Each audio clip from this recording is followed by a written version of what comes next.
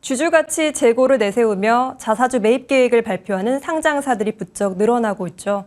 자사주 매입은 주식시장에서 보통 호재로 받아들여지는데요. 하지만 회사가 직접 매입하지 않고 증권사가 대신 주식을 사는 이른바 신탁 계약 방식의 경우 슬그머니 계약 해지를 하는 경우가 많아서 투자자 주의가 필요합니다. 조은하 기자입니다.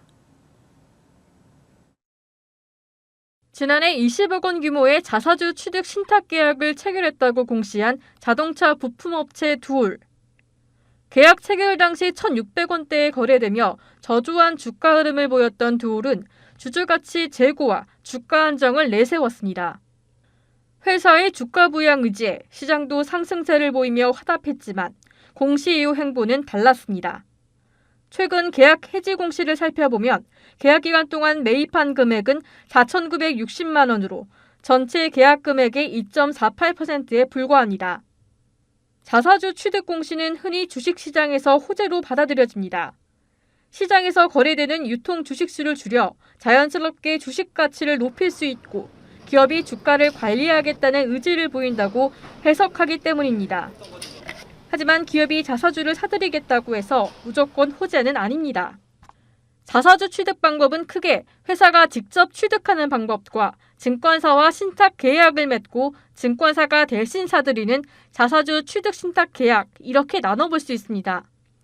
직접 취득의 경우 소각하지 않는 이상 자사주를 매입한 후 일정 기간 후 다시 내다 팔 수 있습니다. 자사주 취득 신탁 계약은 공시 의무가 상대적으로 느슨한 데다 이후 실제로 거의 매입하지 않아도 계약 기간이 끝나면 해지가 가능합니다.